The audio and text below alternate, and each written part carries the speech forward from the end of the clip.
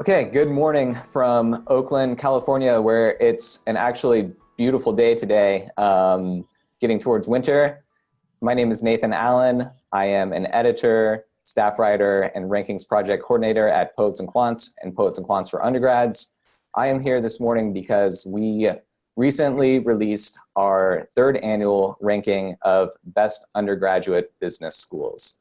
So we have a panel of a few deans and representatives from 4 out of 5 of the top schools this year. We'll get to that soon. First, I want to talk a little bit about the rankings. So 3 years ago, we set out to rank undergraduate business schools, collecting our own proprietary data for the first time. The reason why we did this is because we had a few deans from different schools reach out to us. They weren't satisfied with what was going on currently in the industry, and basically designed a methodology and surveys to alumni and schools alongside us.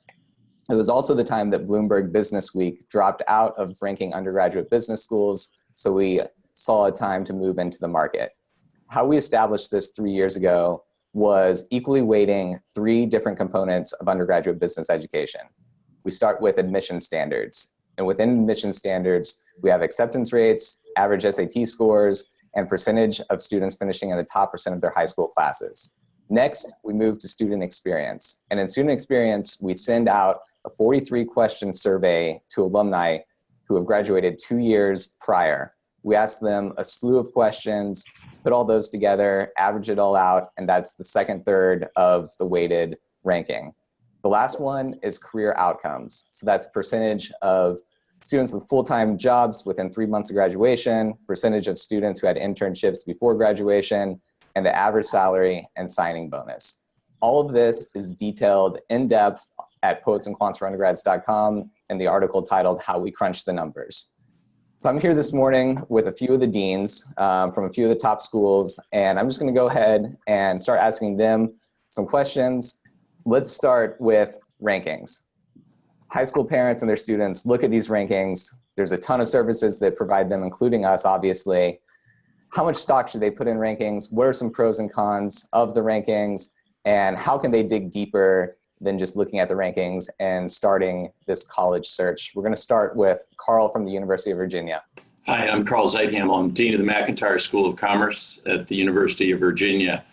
And Nathan, that's a great question. I think the surveys and the rankings are important in the sense that they probably identify various groups of schools that are strong on various dimensions.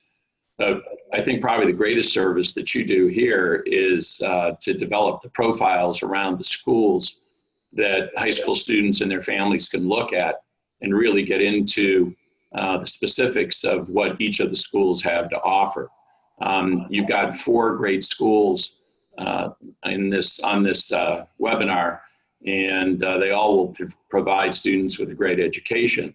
But we're all different in different ways, and I think it's really incumbent on the high school students and their families to get into the specifics of each school and find out really what fits them. It's a matter of fit. There's large schools, small schools, there's urban schools, rural schools. And really each of the students needs to identify the type of school that fits their interests and fits their personalities the best. Yeah, Carl, those are good points. And I should mention that on the panel today, we have 4 out of the top 5 schools. I'll let them introduce themselves, but Virginia placed 2nd in this year's ranking. They were 3rd last year and moved up 1 slot. But also another point to this year's ranking specifically is there was a 1-point difference between the 10th place and 15th place schools this year. So when it comes to rankings and the prestige, there's really not a lot of difference between these schools. Like Carl said, it's all about kind of the different communities and different offerings that they have, and fit should definitely be considered. So let's move on to the next panelist, Martin from the University of Notre Dame. Yes, hi, thank you for having me. I'm Martin Kremers. I'm the interim dean since this last July at the Mendoza College of Business at the University of Notre Dame. So rankings are useful. At the same time, they only capture certain very narrow aspects, I think, of our undergraduate business education. They don't really tell you what's distinct about the different schools. They do tell you to what extent the alumni have had a good experience. They tell you their career outcomes, which is very helpful.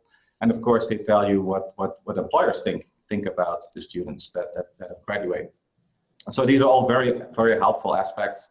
Ultimately, I think it is about fit. It's about what is the student looking for, what is distinct about the school, about the type of education that the school provides. And I think different students will be looking for different things, and different universities will be looking for different students for that program. Yes, good points. Let's move on to Michigan Ross. Norm. Hi, Nathan. Thanks for the invitation. I'm Norm Bashara, the Associate Dean for Undergraduate Programs at Michigan Ross at the University of Michigan. We are a school that I think takes a very even view of rankings, in the sense that, sure, they're important. It's a starting point, right? So that, as the other deans have mentioned, it's really important for students to have more information. This is an incredibly important decision when students are picking a place they want to spend 4 years, four very formative years of their life. It's obviously important for them to use rankings as a way to sort of get a sense of where schools fit, what are some of the important things in terms of what might be a good fit with students.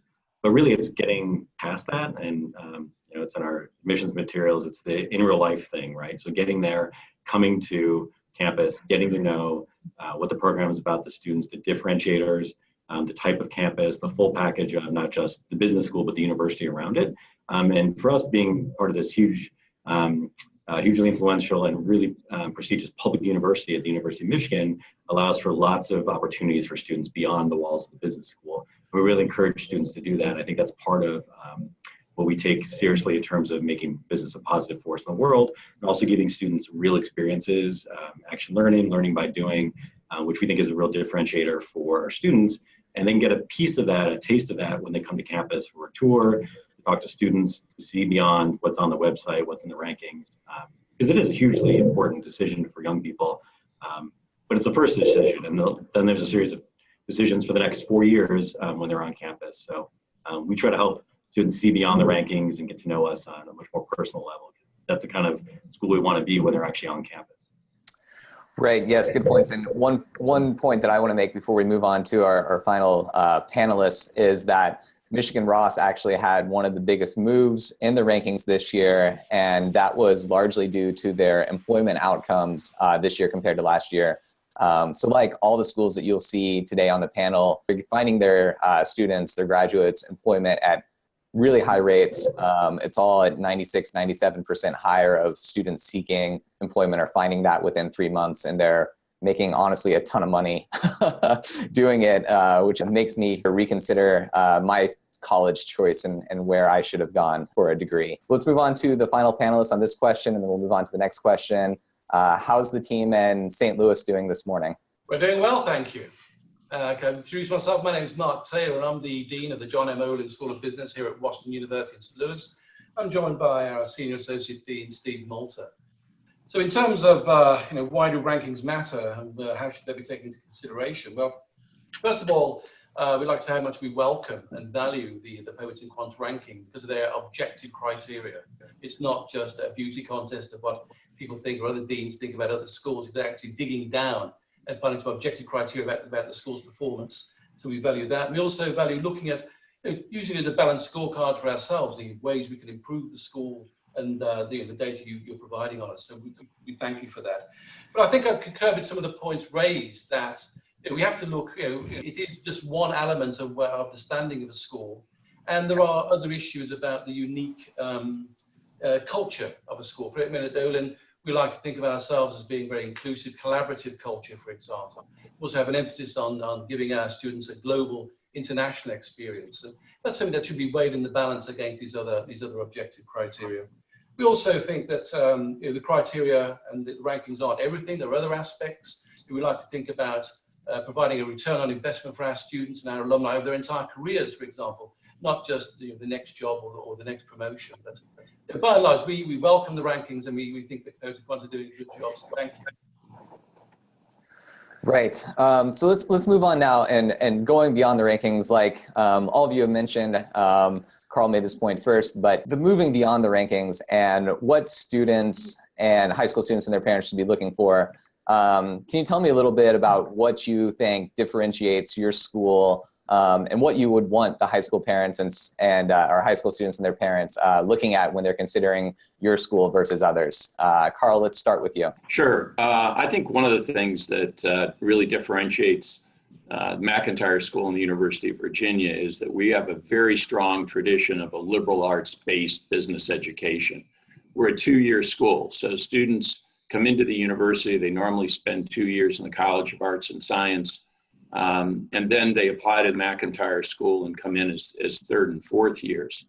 And I think that that is a really important thing for an undergraduate student to do, because it gives them time to explore different options, to find out what they enjoy, what they're good at.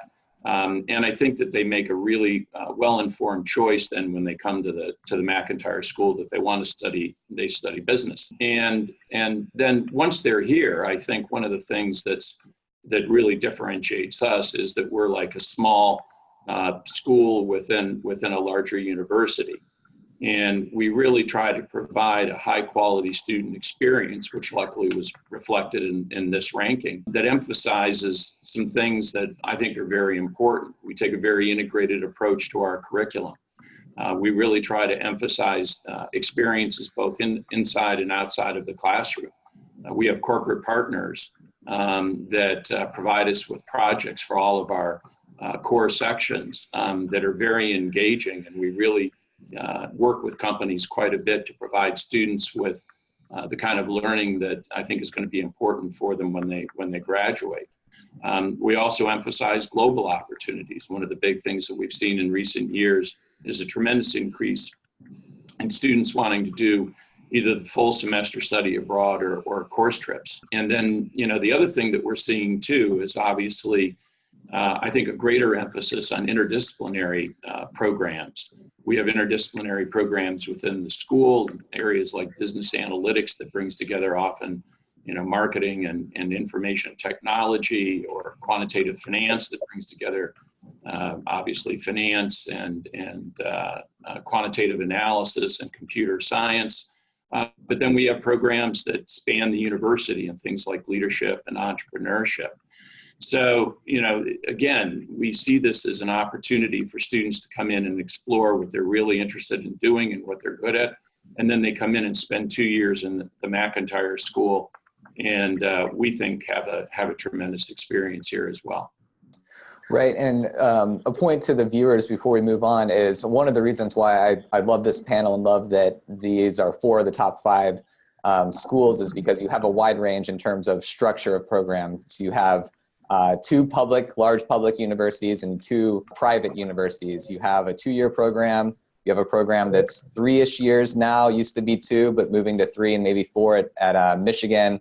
And then you have the 2 traditional 4-year programs of WashU and Notre Dame. So I like that our rankings ended up reflecting a variety of programs at the top, but I also like that they're able to be here and talk about the difference in their programs. So at that point made, let's move on to Martin, Notre Dame. What are you all doing that you think differentiates you from your fellow panelists and other top schools out there? Yeah, so we have a 4-year program, very well rounded. Students take about half of courses in the business school and the other half outside the business school in arts and letters. And so it's a curriculum where we try to really integrate business with humanities, and we try to also have a lot of engagement with the industry. So we have an incredible alumni network, a very loyal alumni who are very eager to engage with our students. And that has resulted in all kinds of different partnerships where a lot of alumni come to our campus, and we have a terrific network for internships and that then leading to jobs. We also are distinct in that we have a Catholic mission. So we Catholic also with a small c. We care about recognizing that that business really forces. That business is a force for good. That business really serves society based on universal human values like business should care about human dignity, all the different stakeholders. Business should care about solidarity, where the needs greatest in society. And business should care about the actual development of everyone, all the persons involved in business. And that also means that in our curriculum, it's very well rounded. It's, yes, you have a major, but you also are taking courses in all of the different disciplines. And we have several courses that everyone takes that are more integrative and therefore try to unite all the different aspects of business, and then also integrate business with, on the one hand, the humanities. And more recently, we've made a big push to add more analytics to our curriculum. And so analytics now becomes a part of all the different disciplines. And that has also been very popular with our students. Yes, and if I remember correctly, you all recently launched a new major specifically in business analytics, which seems to be something that's gaining in popularity among a lot of schools right now. Michigan, let's move on to you. So yeah, our real differentiator, the Michigan difference, is how we run the experience here. So I appreciate, Nathan, you pointing out that the program has evolved over the last few years. So when I started teaching a while ago, we were a 2-year program. Now we are really a 4-year program in the sense that students are associated with Ross from the beginning. Most students apply right out of high school and come in for their first year at the university.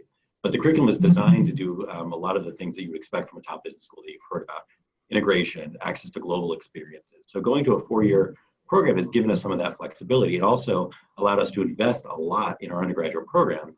So the curriculum is designed to make sure students do that interdisciplinary liberal arts background across campus. The first year, literally, we say, hey, you're welcome at Ross, please come, here's a few classes, but we also want you engaged with the rest of the university, the rest of the world. So students have the flexibility to find that passion that they can combine with business, which really can add to their potential. In that sense, that we don't want them to just be focused only on business and come to the business school and that's it. So we create that flexibility, and then what we do is we've invested in a lot of other experiences that, decades ago we pioneered things with our graduate students, but we're investing in giving those experiences to our undergrads because we know how important it is. So this is things like our signature learning experiences. So every year there's core experiences that all students go through, including an integrated semester. But then adding on a senior capstone now, and other experiences throughout the curriculum that really capitalize on our experience with action-based learning by doing, which I mentioned.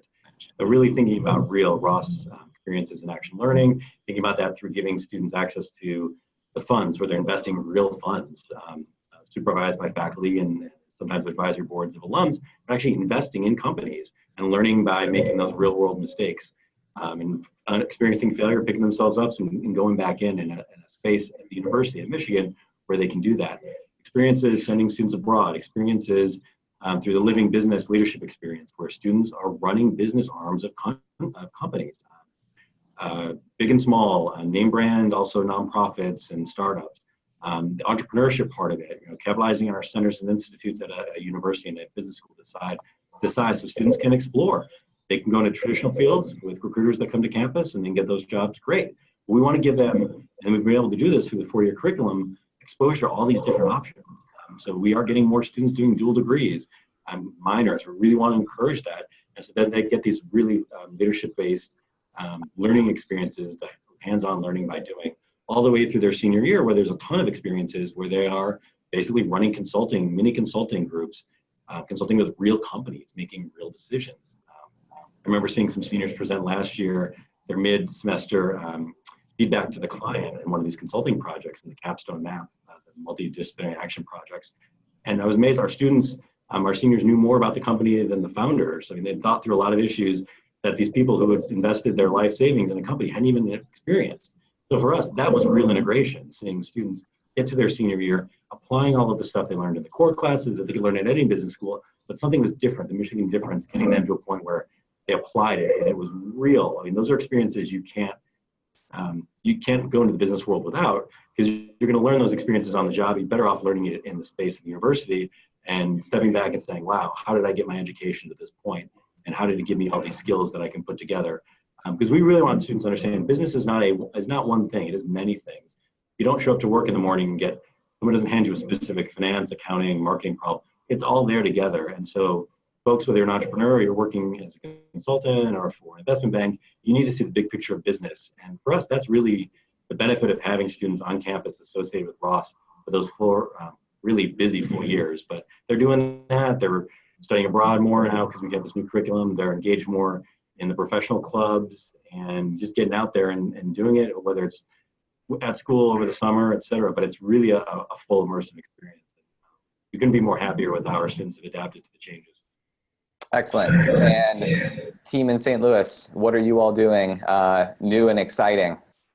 Well, first let me start by saying some of the things that distinguish Olin. In addition to being a 4-year program, we're a relatively small program. We bring in a first-year class of about 165 students, and our goal is to really get to know them by name and story. And so we have a very highly engaged, collaborative environment, and our senior faculty are very highly engaged and are co-teaching the first-year seminar all about teamwork, all about how to look at things entrepreneurial and helping our students create their startup.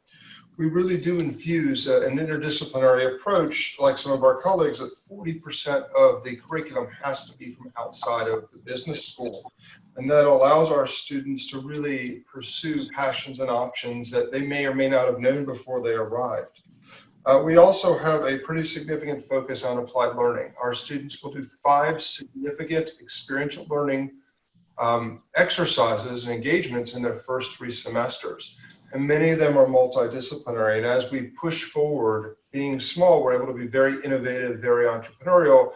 We're seeing and presenting students with opportunities like our new Business of the Arts minor, like our joint degree in computer science and business, and also thinking about global education with the goal to get all 100% of our students going global and having some experience to do things that traditionally haven't been done, where there's study abroad in Sydney, followed by 2 weeks of a tour in Tokyo, and then they're interning in Hong Kong or Singapore.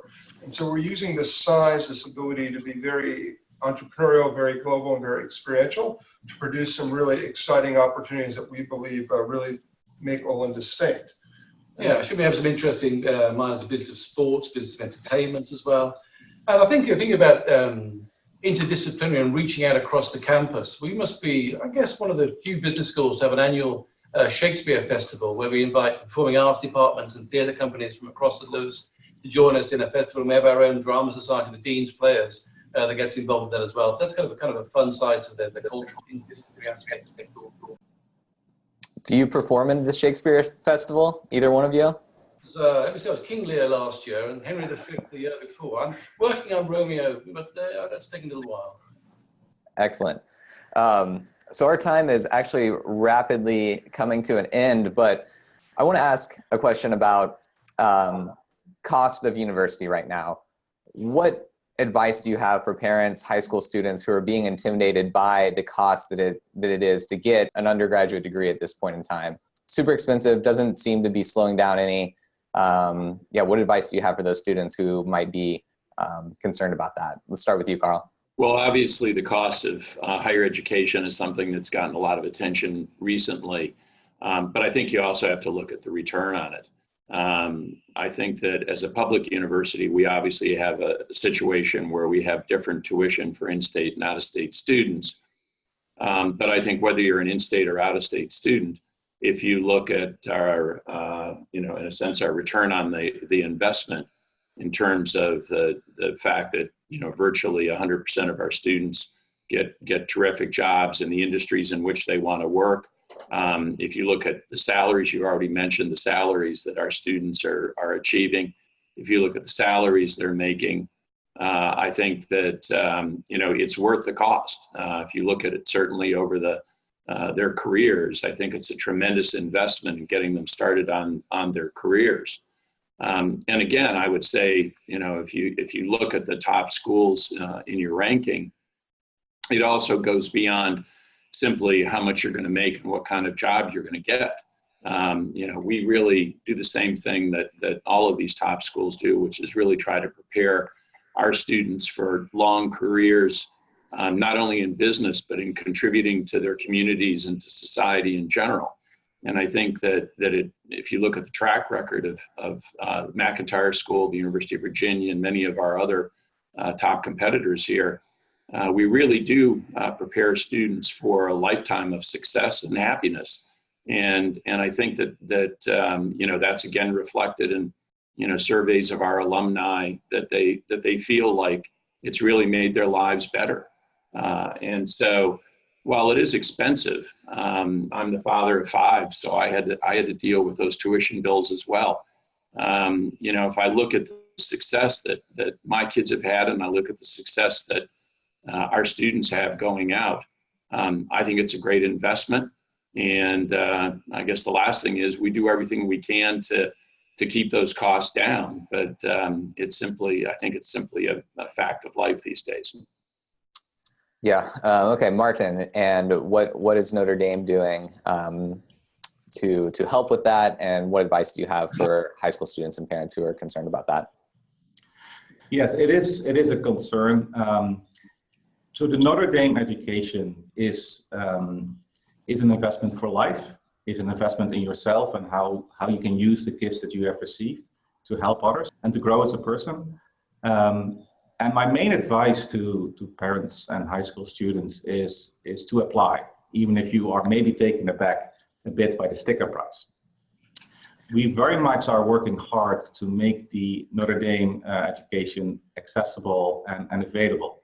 And so even if that is a high sticker price, there's very significant need-based fellowships available for students. And so that's the one thing to very much keep in mind is even if you're taken aback by the sticker price, please apply. Okay, good advice. Norm. So I'm going to take your question in a kind of a more direct direction about access. I mean, incredibly important to us. I think the soul of the University of Michigan, because Michigan Ross is on this campus, at the heart of the campus. The university is taking the lead, and we're moving right along with them as a leading unit on campus, thinking about access. So the university, one example is the Go Blue guarantee. So if you're a Michigan resident, your family makes $65,000 or less, the university is committed to making sure you're able to come to Michigan tuition free for those 4 years. I mean, that's indicative of how important these issues are to the university and how much there's an emphasis on making sure students come from all backgrounds, low socioeconomic status, all different types of backgrounds that you can imagine. We want those students here because it's important and it reflects what the business world looks like, and that's the real world. I mean, the world our students are entering should be reflected in the business school and the folks that they're in groups with, that they're starting business with, and all these action-based learning groups. If those groups are not reflective of the kind of people you're going to work with in the real world, we're doing a disservice to students. Make sure we have access to support. And when we talk to alums, I mean, we're a large university, business school has something like 18,000 living undergraduate alums right now. The university has 500,000 living alums. Incredibly loyal and want to give back. And one of the main ways they give back is that, we tell them this. We'd love you to give back, give your talents for all these experiences, mentoring students. But also, if you're going to give financially, we want to use a lot of that money for scholarships. The university just finished a huge capital campaign, the largest I'll ever raise by a public university, with a huge amount of that allocated to access, to making sure students can afford coming to a top business school. And that's what we're committed to. So the advice for students and parents that may be thinking about this choice, business school isn't for everybody, but we think it is a great path to lots of different things, not just a big salary. And that's possible. If that works for you, great. But there's so much more. And so we want to take this idea of building access for the public and also giving students broad exposure, whether it's to the liberal arts and these action-based learning experiences, to understand the positive role of business in society and taking that part and giving students access. So, students go to banks, but they also go work in the Peace Corps and Teach for America and everything along that spectrum of nonprofits, for-profits, starting their own business. So for us, it's giving access to students who want to come here and contribute, but also access to students when they become those loyal alums I mentioned. So for us, those things are all connected. We take a very long view into making sure that we get the best students here and thinking about the best in a really broad sense. Again, that goes to the beyond rankings thing. I mean, rankings only tell part of the story, especially on admissions, because we want students to not see a high ranking or not to see some admissions numbers that you all publish side by side with other schools as a barrier. In fact, hey, come here, do your best. We'll help you. We'll reach out to you in high school and get you excited about business and give you some real exposure. And if you decide business isn't right for you, great. That's better to figure out sooner than later. I mean, one piece of advice, maybe parents should turn it off right now, but students, make a decision that's right for you. I mean, use the influence of your parents and your peers as an important factor in what you might be interested in, but go to those campuses, meet those faculty, meet those students, talk to alums, look behind the veil of the website or the rankings and get a sense of where you want to spend 4 years of your life. And a place like Michigan, the alums are so loyal. It's a lifetime commitment in terms of what we commit to our alums, and also the community that they're joining from day one. So I think that point about access and making sure that students can get in and have the best experiences while they're here, that is something that is super important for every university, but something that we've really moved on and gone beyond the talking points to actually investing in these experiences and access. Thank you. Steve and Mark. So I would echo the points about return on investment, that yes, the cost of tuition is high, but the return on investment over students or graduates' entire careers more than repays itself. And that's actually baked into our mission statement, that we are there to provide return on investment for our students over their entire careers, not just for the next step in their career. I think we also take this extremely seriously in terms of placement and career advice that we give to our students. So last year, for example, we brought in Boston Consulting Group to do a deep dive analysis of our career centre. As a result of, we completely restructured the career centre and invested extra resources in there to make sure that we are providing best-in-class career service and placement service to our students. And also mention that we are interested in the best students who will benefit from an early education, regardless of background. And that we have a range of scholarships available. We have an Education Opportunities Fund, which is designed to provide assistance to equalise student experience while at the school. And we like to think of ourselves, yes, as an elite school, but never an elitist school. I think to add on that, as some of our colleagues mentioned, a real big focus on our past capital campaign was scholarships. And we also do have a no loan program for families earning $75,000 or less. And this Educational Opportunities Fund the Dean talks about really provides every single student, regardless of how much aid they get, to engage fully in career development, in professional development, and things that are typically a non-cost of attendance. So it's not included in financial aid, because every student, no matter where they come from or what income their family has, deserves every opportunity to gain this experience and develop that return on investment later in life. Right. All good advice from all of the panelists. We've come to the end of our time, but I want to throw one more question at our panelists today. It's a question that I hate having thrown at me, so I feel badly for doing this, but I have to do it anyway. If you could describe the communities at your undergraduate business institutes, universities, in one word, what would that word be? So one word to describe the community best at your schools, the undergraduate program specifically. I'm drawing it out a little bit to give Carl a little bit of time, because I'm going to go first with him. All right, Carl, let's hear it. One word. It's actually easy. Engaged. We have a very engaged faculty, staff, and student body, and I think that's something that we're proud of. All right, Martin. In one word, I would say community. It's really a flourishing community of individuals who also are really cooperative and care about each other. Excellent. Next up, Michigan. Norm.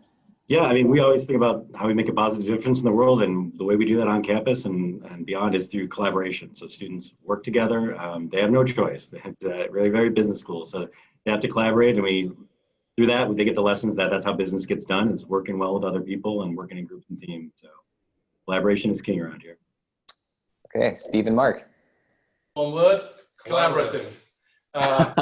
Collaborative, strong culture here at Olin. I think that does distinguish us. And I wouldn't want to be up against any of these guys in the market, but I would want any one of them on my team. I don't know if I can accept collaboration and collaborative, but I guess we'll just let it happen. I'll let it slide this once. Gentlemen, thank you all so much for your time and stopping in, making the time to do this. I know you all are super busy, and we kind of threw this together at the last minute, so really appreciate you all taking the time. For our viewers, the rankings article is on Poets&Quants for undergrads.com. You can also dig through a bunch of data that we have. We publish all the data that we receive from the alumni survey. We publish all of the data that goes into the methodology. And in the coming days and weeks, we'll have more and more articles going up that will be anywhere from schools enrolling the most international students, schools enrolling the most first-generation students, the most U.S. underrepresented minorities, as well as schools that are putting their students in the most debt soon after graduation. So we'll have all those coming up. Thanks again, Poets&Quants for undergrads.com. Go there and check this all out. Have a great day.